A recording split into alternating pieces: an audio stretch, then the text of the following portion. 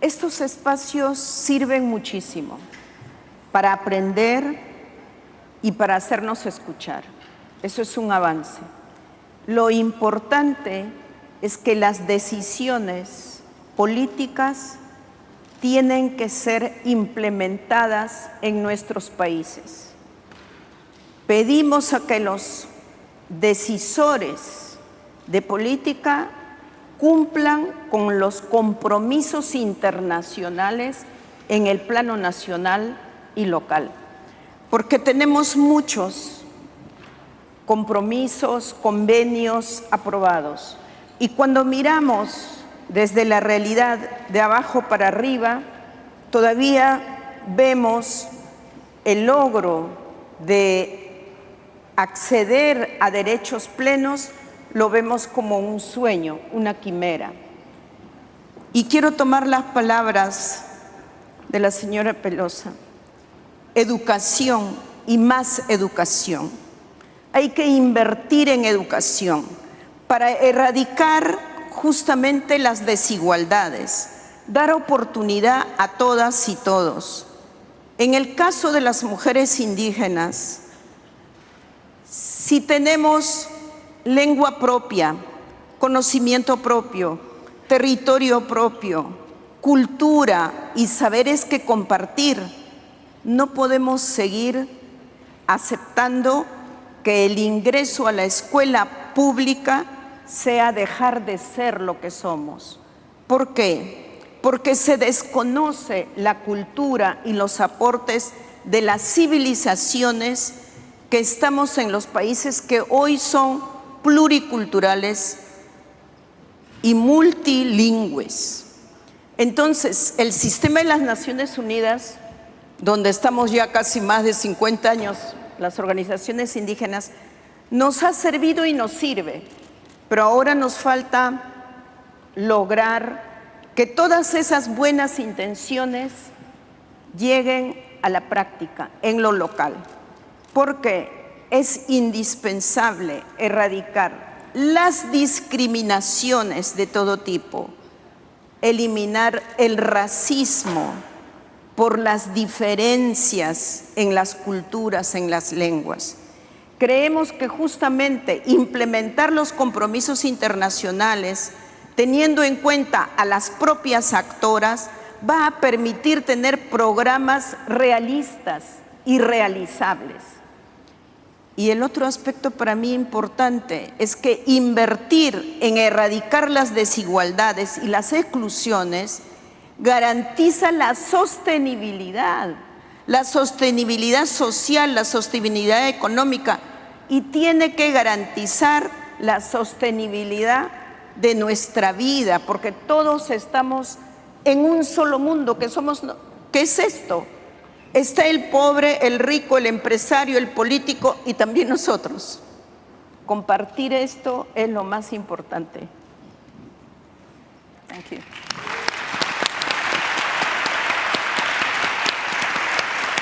And again, Fatu.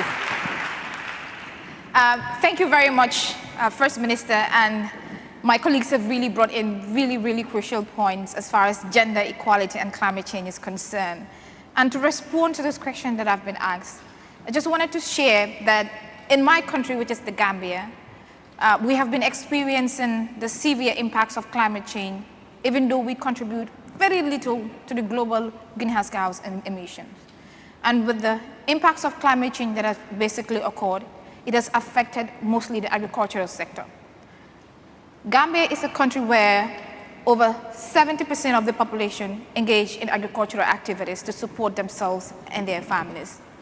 And with that population engaged in agriculture, it is women that are dominated in this sector because they use the agricultural proceeds to support themselves and their children to go to school. However, over the past years, we have not seen how climate change has not only affected the agricultural yield, but also affected the level of income. I am a daughter of a farmer, as I've mentioned, and my mom sells vegetables. But climate change has basically affected severely this particular activity that my family has been engaged in. And this is also coupled with the other environmental challenges that we have been facing, which is flooding, which has led to displacement of people, especially women and girls. And we've also experienced sea level rise, we've experienced drought and desertification. I am from Banjul, the Gambia, which is the capital city. It inhabits just over 35,000 people. And scientists have mentioned that if the sea level rises for just 1 meter, the city of the Gambia, which is Banjul, will be inundated. And this is the case for other countries in West Africa. Nigeria has been facing climate-induced conflicts between the farmers and herders. In Sierra Leone, they have been facing severe flooding, which has affected girls and their level of education. And a UN report has mentioned that with the devastating impacts of climate change, it is going to affect mainly the poor and the vulnerable. And out of that, 80% of that constitute women. And according to a recent report by the Malala Fund, the impacts of climate change is going to affect the level of education of girls in low and middle income countries. This is about 4 million people in 2021. And this number is projected to increase to 12.5 million in 2025 if it is not addressed. And this is going to continue as the years go by. We are sitting here in the negotiation rooms, making policies about climate crisis. But are we really considering the gender aspect of it? Because the climate change issue is a human rights issue because of how it has been affecting people. At the end of the day, it is our families that are back home who are not in these negotiation rooms to talk about what they are feeling on the ground. We have the opportunity to sit and negotiate about the climate crisis. And I think we really need to consider those people that are left behind, that are facing the daily challenges that they continue to face. And for us to really be able to achieve climate justice, we need to ensure that we're able to achieve gender equality and gender justice, because I believe these two go hand in hand. And if we really want to achieve or get to a fairer planet, we really need to make sure that women and girls are really put at the heart and the center of these discussions that we'll be having today. This is really an emotional issue for me because I work with local communities, and every single time I see especially what women and girls go through. Women and girls, especially girls, have been forced into child marriage due to the level of poverty that families are in as a result of the impacts of climate change. Children are forced to stay at home, especially girls.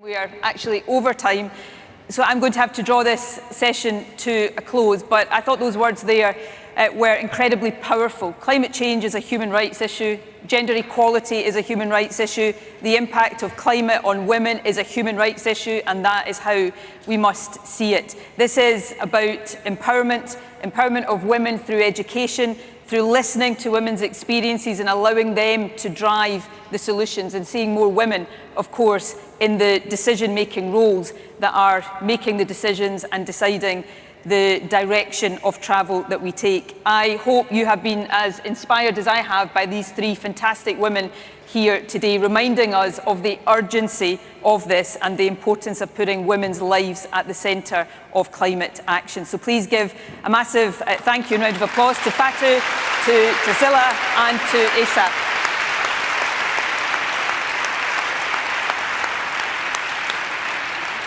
And we'll now have a final video submission from Sandra Liliana Luna Delgado, who is a member of a feminist movement based in Colombia.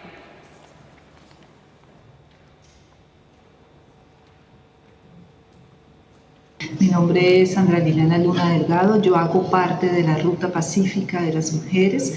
La Ruta es un movimiento de mujeres colombiano, es un movimiento feminista, pacifista, antimilitarista. Para nosotras es importante el cuidado del ambiente en la implementación del acuerdo de paz que hoy tenemos en Colombia. El lenguaje es muy importante, nosotras hablamos de una crisis climática producida por un sistema que ha beneficiado una mirada sobre el capital, sobre una modelo de desarrollo que busca acaparar, que busca producir y que en ese modelo de desarrollo se sacrifican aspectos muy importantes que son la vida, la ética, la justicia y el cuidado. Las mujeres y las niñas, ellas no son solo víctimas, sino que han demostrado la capacidad, creatividad e innovación ante la adversidad, tomando la iniciativa y siendo líderes en la generación de transformaciones culturales que paso a paso contribuyen a proteger el medio ambiente, mejorar la calidad de vida de sus hogares y sus comunidades, es decir, ayudan a revertir las inequidades y desigualdades que el sistema patriarcal impone sobre las mujeres y el planeta. Yo creo que hoy es muy importante poder avanzar en estas soluciones para las crisis climáticas con presupuestos sostenibles, con agendas que realmente impacten. Por eso es muy importante que las mujeres que están formadas, que tienen la agenda y las propuestas, estén en los cargos de decisión.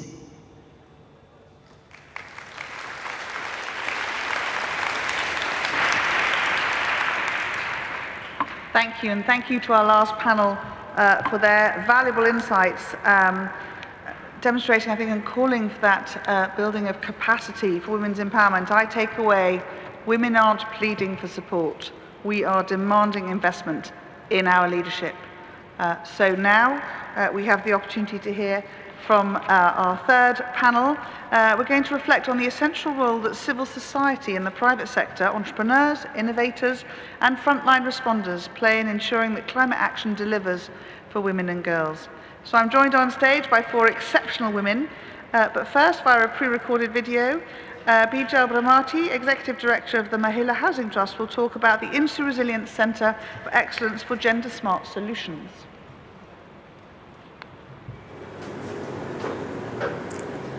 Dear Excellencies and valued guests, in my role as the Director of Mahila Housing Seva Trust India and a member of the IMSU Resilience Global Partnership Gender Working Group, it is an honor for me to speak to you today. I represent women from the informal sector living in urban slums who are invariably at the receiving end of many deprivations, structural, social, economic, and environmental. Women, especially in developing countries, are at increasingly high risk of suffering losses and damages from climate change. And please note, these are not just economic, but also non-economic in nature. What do gender discriminatory norms and inequalities result in? They create a reinforcing causal loop that continually diminishes women's adaptive capacity. Not only this, it mutes their response to climate stressors. To address this issue, we need global consolidated cooperation of stakeholders from the macro to the micro level. Later today, at an event held at the Canadian Pavilion, the IMSU Resilience Centre of Excellence for Gender Smart Solutions will be launched. This IMSU Resilience Centre of Excellence aims to fill the knowledge and action gap on gender equitable disaster risk management strategies and will provide guidance to practitioners on innovative solutions. We as Mahila Housing Trust India are fully supporting this initiative. Speaking from experience, I know very well that if women are provided with scientific knowledge and tools to undertake risk assessments, and if equipped with resilient technologies and financial solutions, it leads to an increase in uptake of locally relevant and climate resilient solutions. The sisters we work with are influencing governance, planning, and may I stress that they are ensuring adaptation measures are in place at the household, community, and city levels. Next year, under the framework of the Center of Excellence, we will jointly commission a research together with the INSU Resilience Global Partnership on the poverty-related barriers for access to climate and disaster risk finance and insurance. The Center of Excellence is a community-driven platform supported by the members of the INSU Resilience Global Partnership. This Gender Day provides a new impetus to flourish our collaboration towards a shared vision and common goals for equality and climate justice.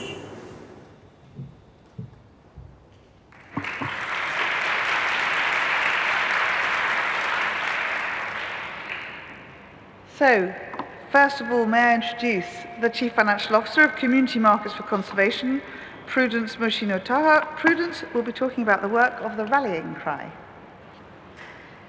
Thank you.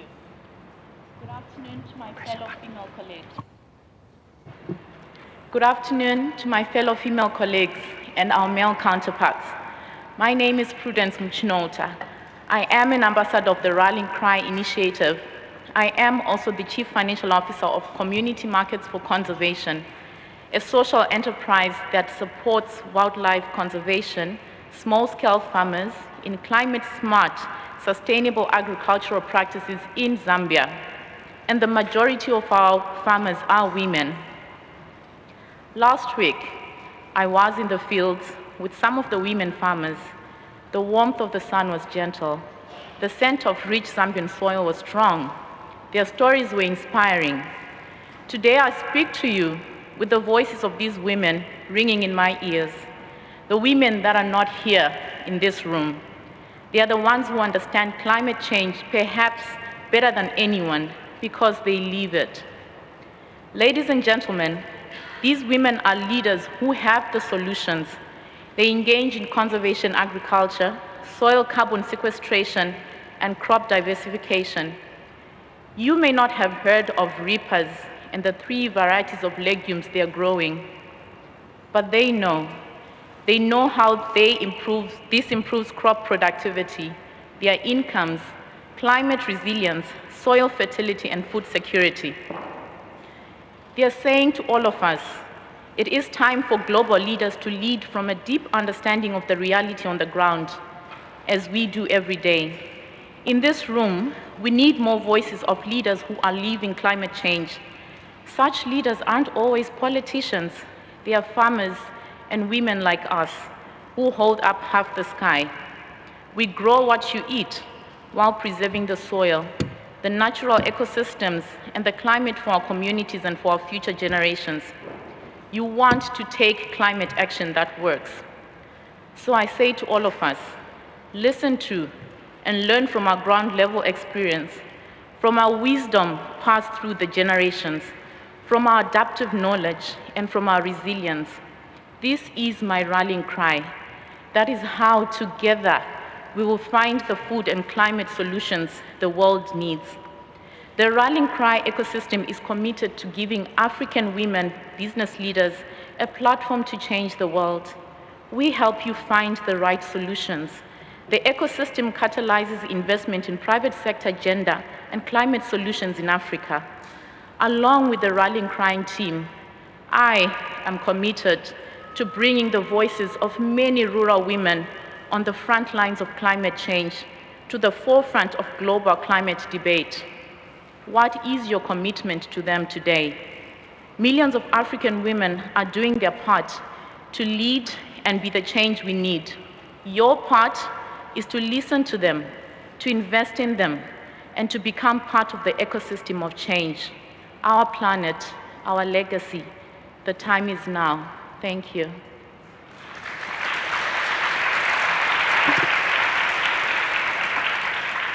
Thank you, Prudence. A great rallying cry indeed that there should be a platform for women to change the world.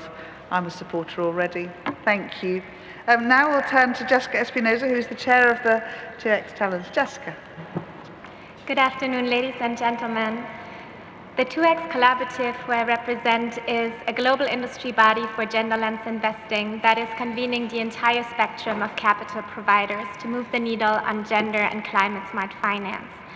And it is with great pleasure that I can announce the launch of the Gender Smart Finance Guide for Investors by the 2X Gender and Climate Finance Task Force, an initiative to leverage the power of gender-smart investments for climate action.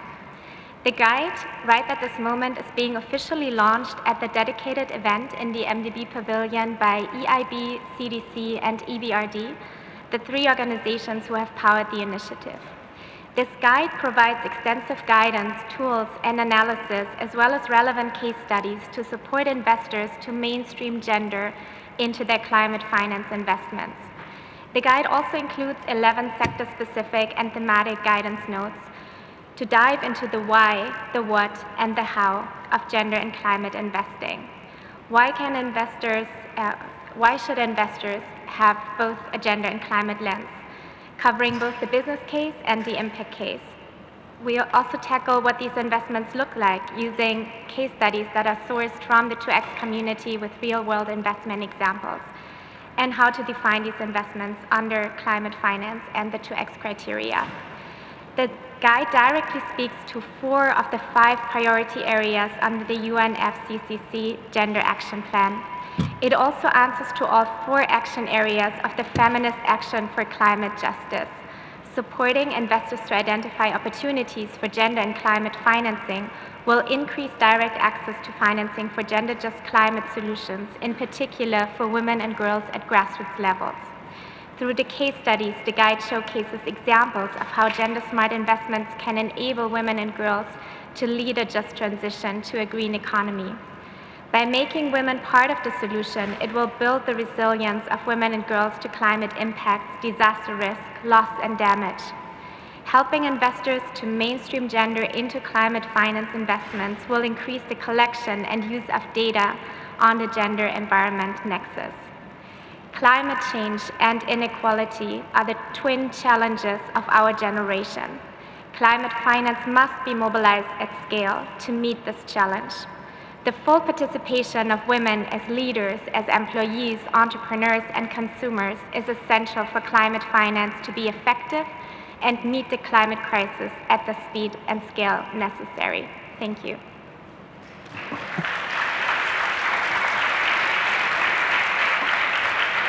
Jessica, thank you, and for announcing the launch of the Gender Smart Finance Dish. It's exciting. This is the practical stuff that means we can get on and make sure that financing is going to those places in a gender balanced way and empowers all those women and girls and projects that we know can make a difference. So thank you for your commitment. And now, if I may, I'll turn to the co-founder of RISE 2030, Reem Assad. Reem.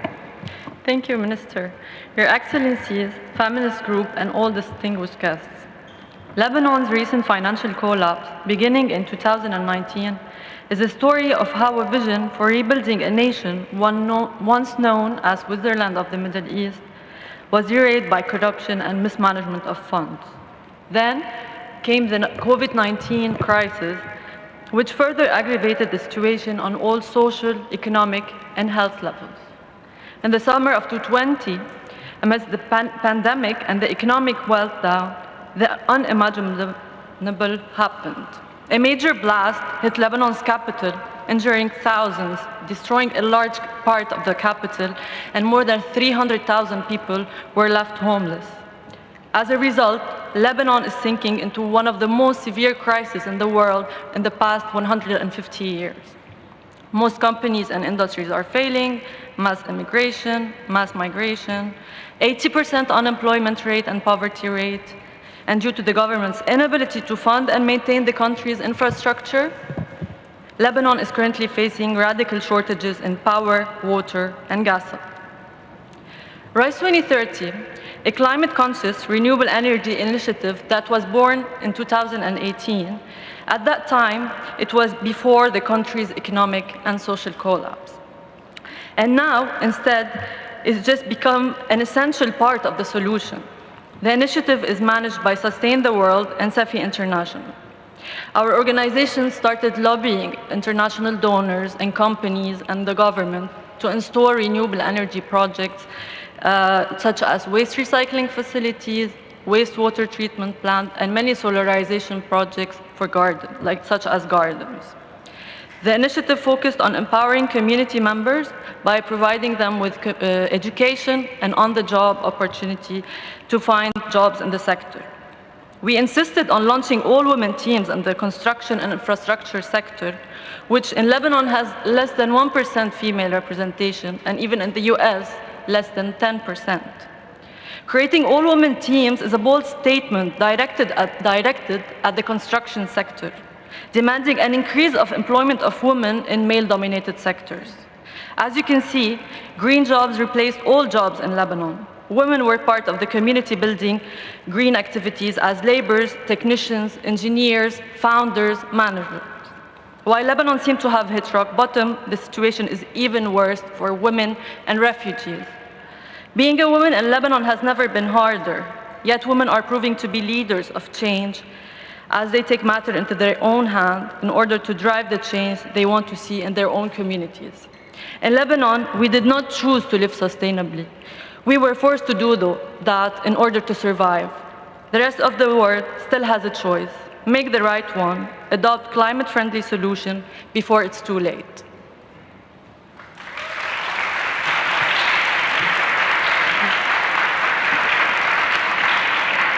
Reem, thank you for what you're doing with RISE 2030. It's really exciting.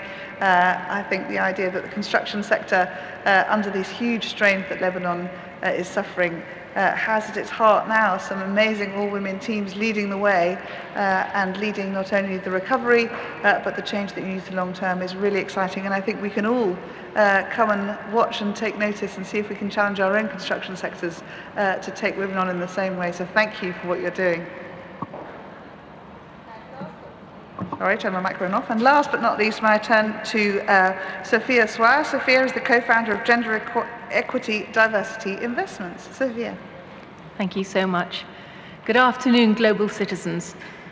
Investing in women is not a charity. It's quite simply the most profitable, most effective way to solve the problems we are all here to address. Female-led businesses are more sustainable. They're more stable. They return more on capital, and they exit faster. In fact, this is the 11th straight year where female-founded companies have exited faster than the broader market. But only a shocking 2.3% of global private equity funding goes to female founders. 2.3%, it's embarrassing. Perhaps then it's not surprising to learn that there are more male fund managers called Dave than there are female fund managers. My name is Sophia Swire, and I'm an impact investor and serial entrepreneur. I'm here to announce our pledge. We're going to raise and invest £100 million or more in female-led businesses that have profitable solutions for people and for planet. The vehicle is JEDI. It's not yet a fund, which is why I can tell you something about it. JEDI is the acronym for Gender Equity Diversity Investments. It's our path to delivering on the Gender Action Plan and the climate resolutions that you all make at this summit. For example, one female founder that we work with uses AI to offset and measure CO2 and other greenhouse gas emissions. She's supporting us and will support our portfolio companies to reach net zero by 2030. JEDI stands for everything I believe in. My life's mission has been tackling poverty through private sector development, to help people make money and do good. I've learned through experience that to have maximum impact, you have to invest in women. For 30 years, I've delivered education, training, and enterprise for women.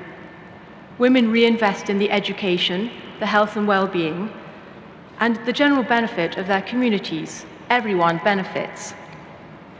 And yet women continue to be over-mentored and underfunded. No amount of advice replaces resources. If the planet is to have a future, we must unlock the potential of all of humanity.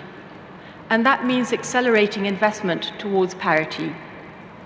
JEDI has already identified over 600 exciting tech-enabled female-led prospects via our global network. I invite you all to connect through our website, jedi.vc. That's Jedi with a GE. After all, investing in women is the single biggest overlooked investment opportunity on the planet today. At the end of the day, we should all be Jedis, and the power and the force to build a conscious, regenerative, and inclusive future lies within all of us. Thank you.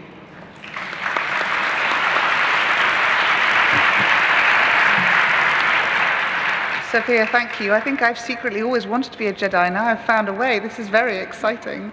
Thank you for what you're doing. Really exciting to hear about the 100 million that you're raising. And I completely agree. Maximum impact. Invest in women. We all know that's true, don't we? Amazing what you're doing. Thank you.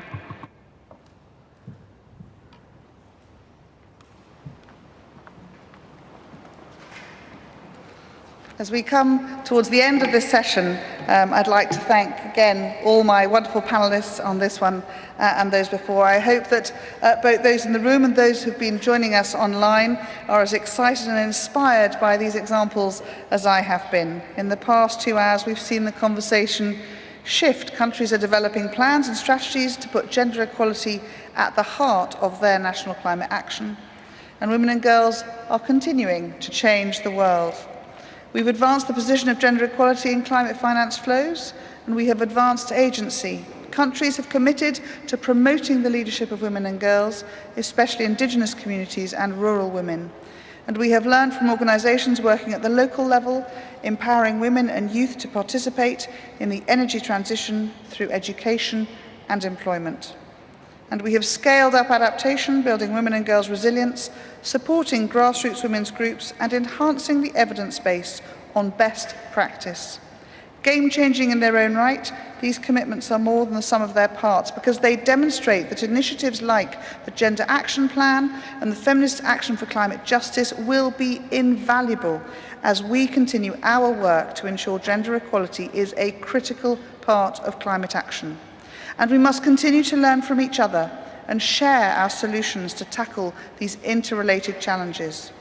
In my role as the UK International Champion for Adaptation Resilience for our COP26 presidency, I have met with so many women and girls who are leading work to combat climate change.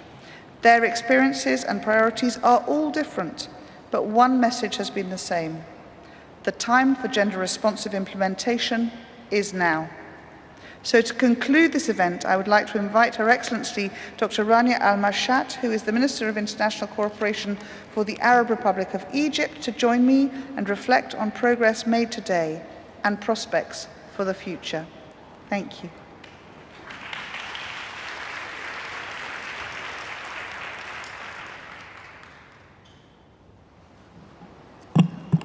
Thank you very much, Honourable Minister Trivlen, and of course to the UK for hosting COP26 and for the very insightful discussion we've had this morning. It's really an honour to join all of you in this very important event on gender equality and climate action. And it's been very inspiring to hear new examples of how to enable gender equality in the climate action. And I think all of us are here today to send a message that, as you just mentioned, time for gender responsiveness implementation is now. We are here at a critical historical moment, and there's urgent need to build momentum within our global community to amplify the voices of women and girls who are at the heart of climate impact. We've heard from all our panelists and discussants today that climate action is not gender neutral, it's not gender blind, and there is a disproportionate impact on women. And here let me underscore some of the points that were highlighted. First, empowerment of women is an important ingredient in building climate resilience. There is strong and mounting evidence at the country level that improving gender equality contributes to policy choices that lead to better environmental governance, whether through increased representation and voice of women within their communities, in society at large, and as we heard from many at a political level, and through increased labor participation. Second, low emissions development pathways can be more effective and more equitable where they are designed using gender-informed approaches. Billions of women around the world make decisions every day that influence the amount of carbon that is released into the atmosphere. Therefore, strengthening women's political representation and leadership roles within the wider society is likely to contribute to the goals we all want to achieve from COP26. Third, the mainstreaming of gender-sensitive approaches is starting to happen across the range of climate actions, but much more needs to be done. And I think this is the call for action for all of us, all stakeholders who have been here today. Gender mainstreaming is urgently needed, both in dedicated climate finance and in approaches to climate-smart official development assistance. We heard from UN Women that ODA for that particular goal is quite small, only 3%, and we need to all work together to push that forward. There are 4 areas that have been identified as critical building blocks in response to climate change: mitigation, adaptation, technology transfer, and financing. On mitigation and adaptation, efforts should systematically and effectively address gender-specific impacts of climate change in the areas of food security, agriculture, fisheries, biodiversity, water, health, peace, and security. And we saw firsthand some of the examples from countries around the world where women have been affected. On financing, mechanisms must be flexible enough to reflect women's priorities and needs. Gender analysis of all budget lines and financial instruments for climate change are needed to ensure gender-sensitive investments and programs for adaptation mitigation, technology transfer, and capacity building. Technological developments related to climate change should take into account women's specific priorities, needs, and roles, and make full use of their knowledge and expertise. In addition, women should also have equal access to training, credit, skills development programs to ensure their full participation in climate change initiatives. And we're very happy for the actors of change here and also the impact investment for women, which I think will make a huge difference. Against the above background, governments should incorporate gender perspectives into their national policies, and we've seen very important examples today as well, and other measures on sustainable development and climate change through carrying out systematic gender analysis and establishing gender-sensitive benchmarks and indicators, and developing practical tools to support increased attention to gender perspectives. The rich discussions we witnessed today by ministers, civil society, business leaders, and activists give us hope. Give us hope through showing the progress towards commitments and policy solutions to achieve the 5-year Gender Action Plan. You all made it clear for us that this is just the beginning of many necessary steps that are needed to strengthen commitments on this agenda in the run-up to COP27. Additionally, strengthen support for developing countries to address gender-related action under convention to address gender-related action under the Convention and the Paris Agreement, including in relation to the UNFCCC Gender Action Plan, must be a priority, where all stakeholders have been represented today and made this call. In this regard, I will take a minute to highlight Egypt's recent launch of its National Climate Change Strategy 2050 that took place last week here in Glasgow. The strategy is an integrated and comprehensive document that focuses on the social and economic aspects of climate action. It will enable Egypt to plan and manage climate change on different levels while driving the achievement of the SDG agenda and Egypt's Vision 2030. It also addresses gender considerations and mainstreaming, acknowledging that women and girls are disproportionately impacted by climate change, and builds on lessons learned through the implementation of the National Strategy for Gender Mainstreaming and Climate Change in Egypt that was launched in 2011.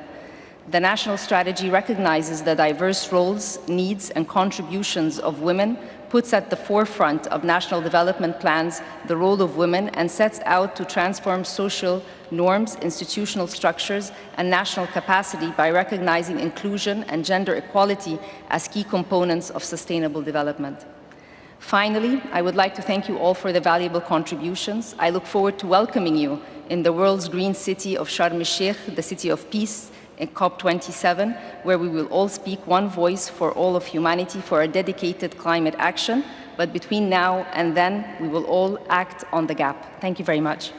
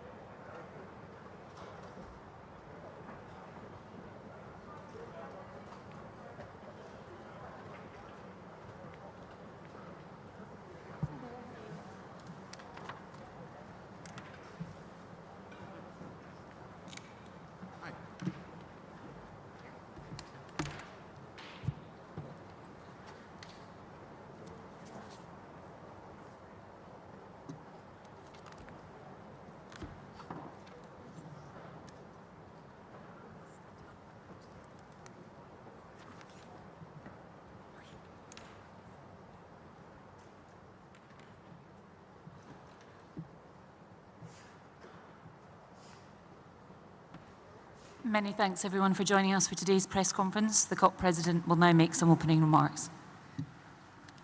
Thank you very much, and welcome everyone to Gender, Science and Innovation Day. We know that women and girls are disproportionately impacted by climate change, and we cannot allow equality to be a casualty of climate. But women and girls are also leading efforts to tackle climate change in communities around the world. And in the words of Brianna Ferran, they are not drowning, but fighting. And we must support those efforts. We must enable the full and meaningful participation of women and girls in climate action. So I'm very pleased to say that countries and other stakeholders have made announcements today to make climate action gender responsive. I'm also very pleased to report that yesterday, countries collectively pledged in excess of $232 million to the Adaptation Fund, which will support countries to deal with the impact of a changing climate. Gender and inclusivity run throughout our COP program, including Science and Innovation Day. And I've always said that it is vital that we follow the facts and allow science to light the way. I'm going to turn now to the negotiations. I am encouraged by countries' commitments to anchor science at the heart of the cover decision. Yesterday, my lead negotiator, Archie Young, convened heads of delegations on the elements of the cover decision that we proposed in our non-paper. And as I announced at the informal stock-taking plenary yesterday, I have requested pairings of ministers to support the presidency in some of the key outstanding issues on which we need to reach agreement. These pairs started their work yesterday and are consulting with a wide group of ministers and negotiators. And then we convened yesterday.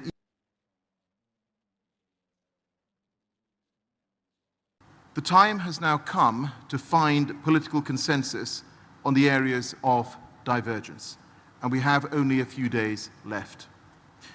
New texts were also tabled on issues including common timeframes, transparency, finance, and adaptation. We are making progress at COP26, but we still have a mountain to climb over the next few days. And what has been collectively committed to goes some way, but certainly not all the way, to keeping 1.5 within reach. The gap in ambition has narrowed. Now the world needs confidence that we will shift immediately into implementation, that the pledges made here will be delivered, and that the policies and investment will swiftly follow. We have an opportunity to succeed.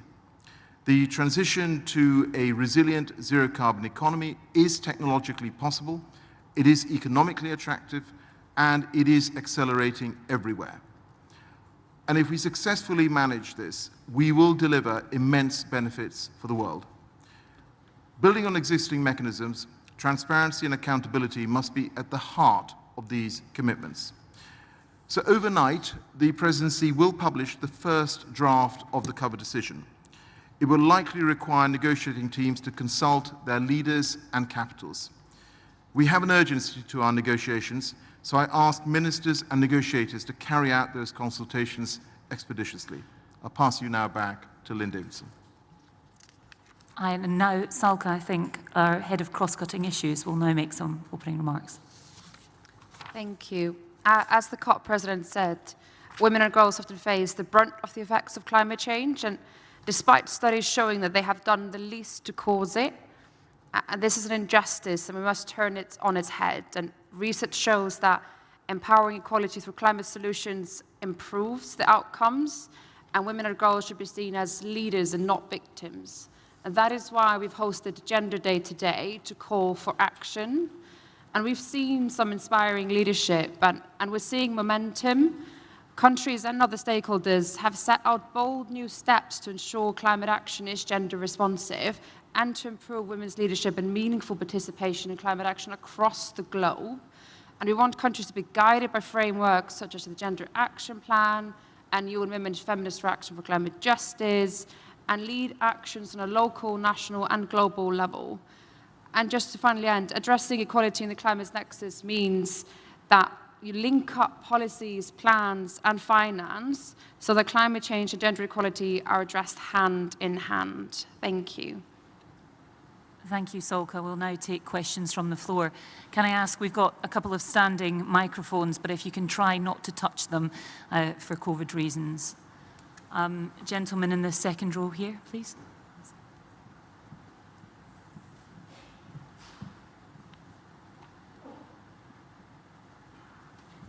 Thank you. Roger Harrabin from the BBC. Nice to meet you at last, Lynn, instead of on the telephone. This is for Mr. Sharma. You will be aware of the report coming up any minute now from Climate Action Tracker saying that even if all the carbon cutting pledges made by nations at Glasgow are taken into account, emissions in 2030 will still be around twice as high as necessary for the 1.5 limit. Could you comment on that, please? Thank you, Roger. Well, obviously, as you've just said, the report is not yet out. But what I can say to you is that there have been obviously a number of reports that have come out over the last few days, and I suspect there will be further reports that come out. What I think they will all be demonstrating is that there has been some progress, but clearly not enough. And as I've said previously at these press conferences, if we look at where we were heading before Paris, the trajectory, I think, on some of the analysis that's out there suggests that we were heading to 6 degrees of global warming. Post-Paris, those commitments were taking us to below 4 degrees. And now I think you see various reports which suggest we've bent the curve towards 2 degrees. But of course, that isn't good enough. What we've always said is that we want at this COP to be able to say with credibility that we're keeping 1.5 alive, 1.5 within reach, and that is what we're going to be working towards over the coming days. Lady in the front row.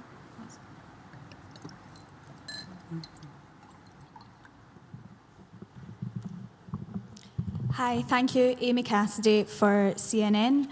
There's reports that you're struggling to get a number of countries or governments, including the US and several car manufacturers, to agree to a pledge to make all new cars and vans zero emission by 2040.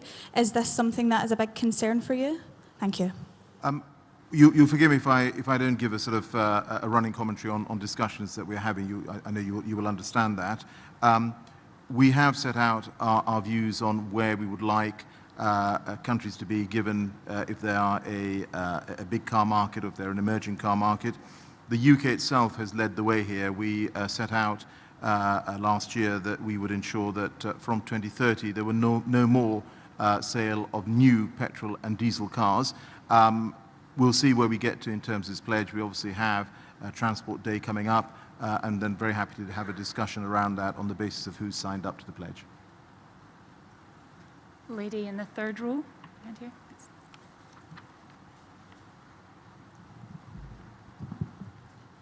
Thais Gadealara from Redacción Argentina. Many actors mentioned that the presidency is pressing to leave this COP with a regulation of Article 6, but they are concerned that this could lead to a bad and weak regulation of the article, so I would like to respond on that. And also I would like to know if during the work of this week, the number of participants, of observers, has been increased in the room of the negotiations. Thank you. Great. Well, look, I mean, I think on Article 6, along with all the other rulebook issues we're trying to close off, again, we've been very clear right from the start of when we took on the COP26 role, is that we would like, at COP26, to reach agreement on all the outstanding issues on Article 6. I'll ask Archie if he wants to comment in any more detail, but you'll appreciate, right now we're in the middle of sort of quite complex discussions. There will be texts that will emerge, obviously, on these issues, which everyone will be able to have a look at and comment on.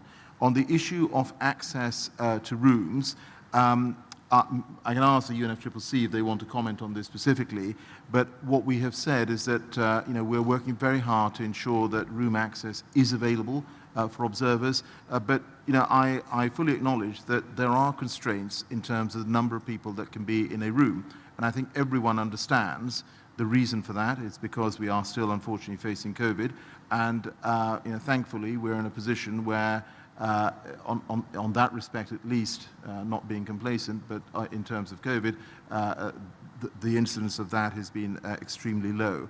But I don't know whether the UNFCCC wants to comment at all. Just to support the points that Mr. Sharma has made, we realize that space is extremely limited due to COVID restrictions and security restrictions. We have made every effort to provide access to civil society. We have also really pushed the digital platform where observers, civil society, and others can watch the proceedings. We are reevaluating this week to see how we can provide additional space for civil society. Thank you. Gentlemen, oh, sorry. Why don't you pick up on that? Thank you. Just to add on Article 6 and also on observers. So on Article 6, I mean, the article itself on cooperative approaches and non-market approaches is clear that it is to enable higher ambition, and also it specifically references environmental integrity. And so in our discussions with all parties, we are encouraging that across this, but across all issues, we do not go for the lowest common denominator, but we continue to strive for results that will be consistent with the level of ambition that you are seeing across all other parts of our work.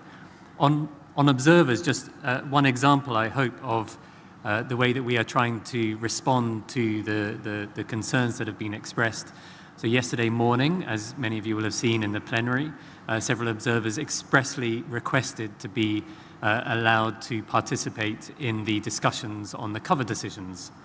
That was originally a closed meeting, but at the start of that meeting, I asked parties, in fact, I urged them to enable participation from observers, and I was very pleased that they agreed to that. As a result, observers were able to participate, and we heard statement at the end. So thank you. Thanks, Archie. Gentleman on this side. Here.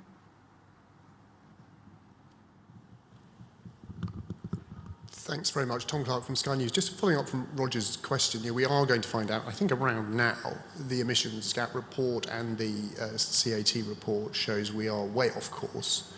Can you tell us in concrete terms what has to happen in the next few days to make sure this isn't the summit where 1.5 dies? Yeah, so I think when these reports are published, I think they look at what it says in terms of NDCs, the 2030 NDCs, and what trajectory that is taking us to. And what I think the science has said is that we need to be we need to reduce emissions by 45% by 2030.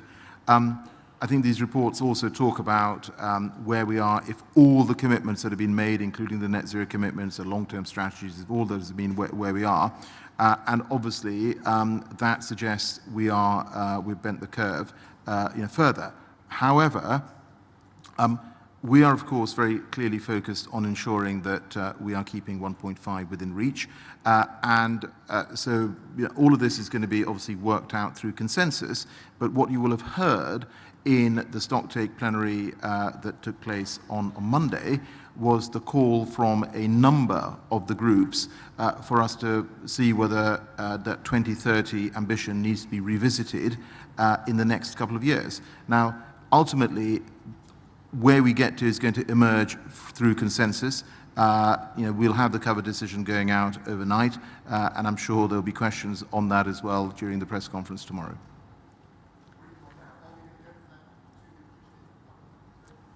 I'm sorry, I didn't hear that.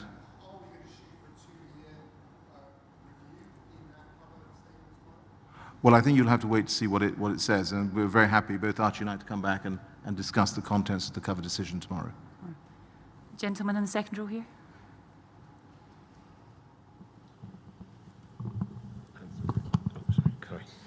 James Murray from Business Green.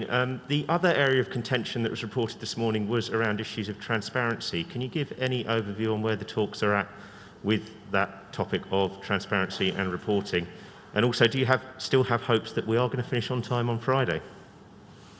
I see some of you smiling, even giggling at that idea. Look, I've been very clear that we have to have urgency in these talks.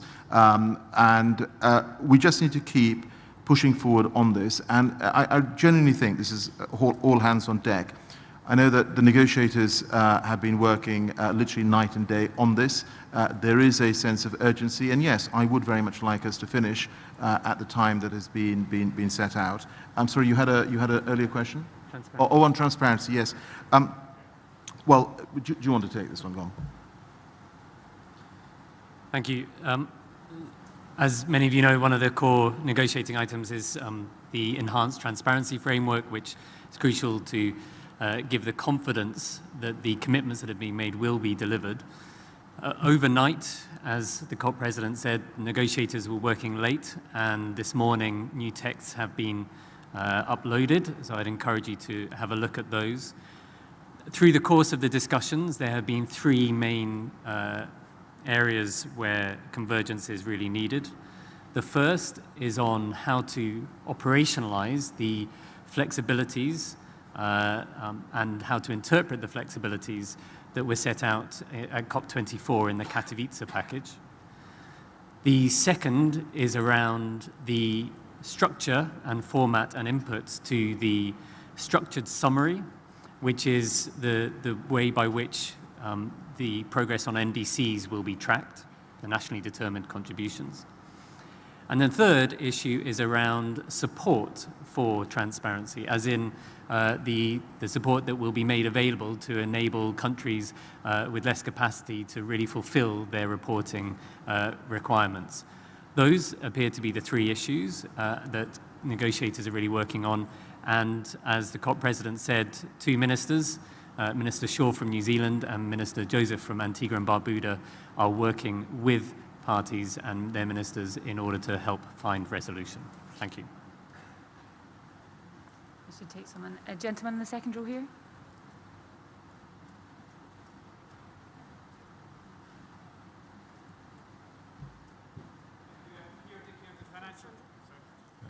Muir Dickey of the Financial Times.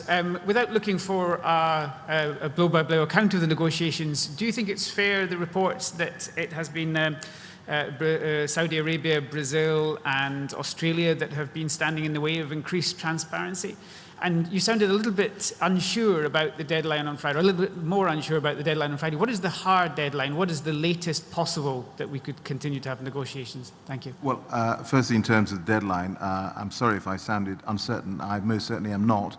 The deadline that we have set out, that we want parties to work to, is 6 p.m. on Friday. In terms of individual countries, again, you'll forgive me, what I'm not going to do is to give a running commentary. These are, as you will all know from your great experience, these are very sensitive negotiations. And what we are trying to do here is to build consensus, not try and find division. What I would say is that I think certainly during this last week, there has been a constructive spirit amongst negotiators. And obviously, I am having meetings as well with ministers, with groups, and I hope that that will produce a result that we want. Gentleman in the black suits and the black mask, just here.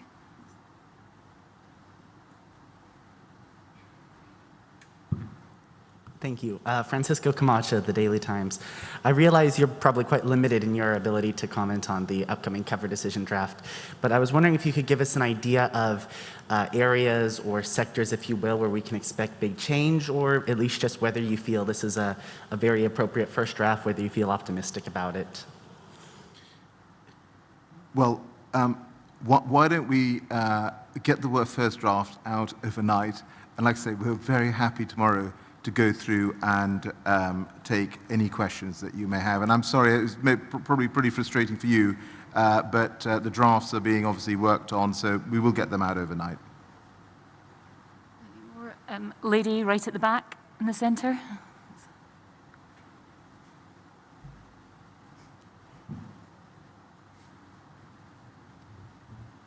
Hi, Carolyn Beeler from the public radio show The World in the US. This might be another cover decision question you don't want to answer, but what are the conversations around coming back to the table to update NDCs that are happening? What are the timeframes that are in question? Well, again, I think let's see what the cover decision comes up with, but for variation of voice tone, Archie, is there anything you want to add? I would just add that you saw the bullets that we put out in our non-paper, and we held a meeting yesterday with all parties where we heard very constructive views, inevitably on a number of points on that, but on others. We heard divergent views as to what parties expect. and we continue to work with them. We've said all along that we want these decisions to be co-created, that we want them to really reflect the collective spirit here in Glasgow. So we will continue on that basis, but we will also continue to push for results that can really stand up to scrutiny and stand up to the ambitions that we have set. Yeah. Thank you. May I just add one point on this? I hope you will have noticed what I said in the opening remarks when I said that we think that this first draft will likely require negotiating teams to consult their leaders and capitals. So I hope that gives you a sense. Additionally as well, what we will want is for those consultations to happen quickly so we can continue and move to the next discussion on the text. Gentleman in the centre with the blue sweater and then the gentleman behind.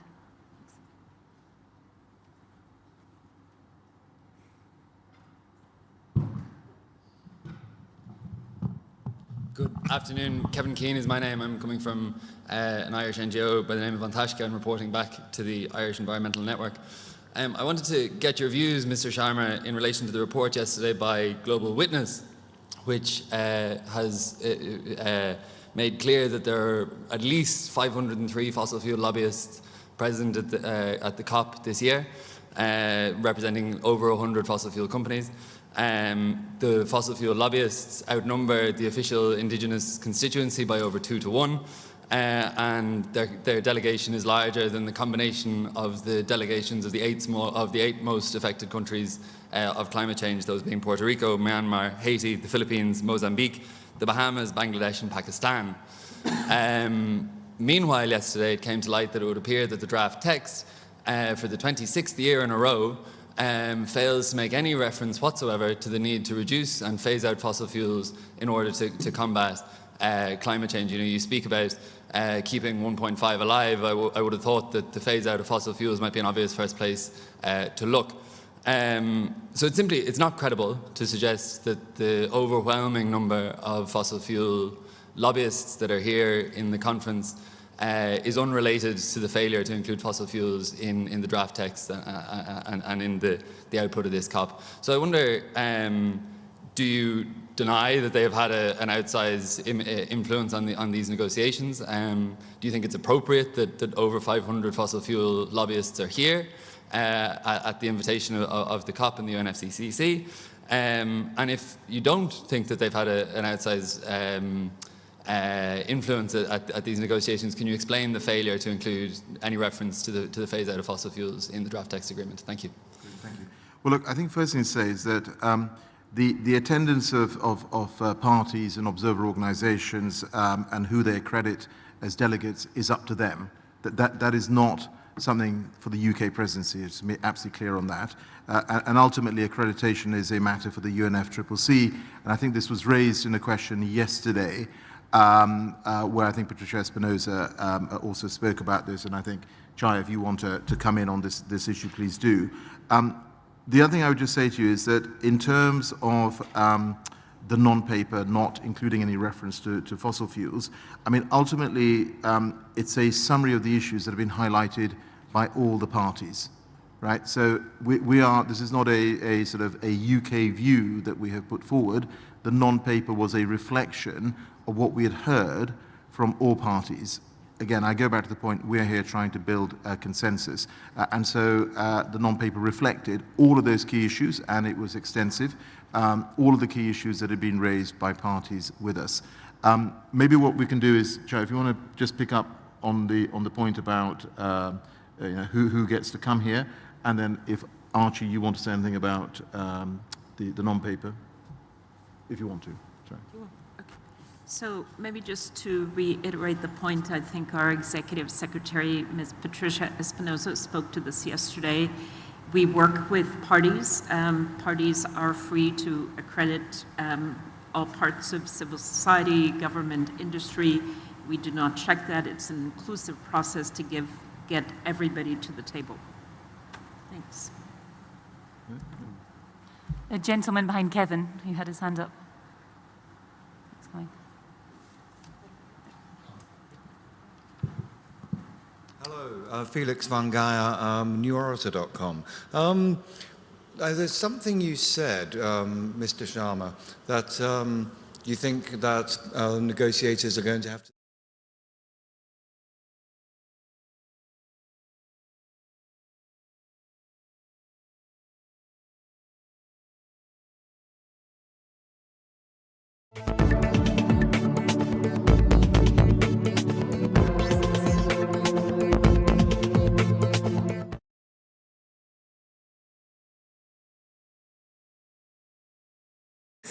To však ale neznamená, že by sme mali zľaviť z ambícií, ktoré máme, pretože ochrana klímy je náš absolútny spoločný záujem. Veľmi uvítame, ak sa Poľsko pridá k cieľu uhlíkovej neutrality do roku 2050. Predmetom našej debaty bola samozrejme aj situácia na poľsko-bieloruskej hranici v súvislosti s tlakom migrantov z Bieloruska. Pozícia Slovenskej republiky je v tomto jednoznačná. Vyjadrila som opätovne podporu Poľsku v tejto oblasti a samozrejme vnímame, že treba riešiť aj zhoršujúcu sa humanitárnu situáciu na hraniciach. Tá situácia nie je jednoduchá, určite o nej bude hovoriť aj samotný pán prezident. Na záver by som chcela všetkým obyvateľom, občanom Poľska srdečne zablahoželať k štátnemu sviatku, ktorý onedlho budú sláviť Národný deň nezávislosti. Vážený pán prezident, ešte raz ďakujem za užitočnú a obsiahlu debatu, ktorú sme mali. Vidíme sa najneskôr o 3 týždne na samite V4 v Maďarsku. Ďakujem veľmi pekne. Ďakujem pani prezidentke a o vyhlásenie poprosím aj pána prezidenta Dudu.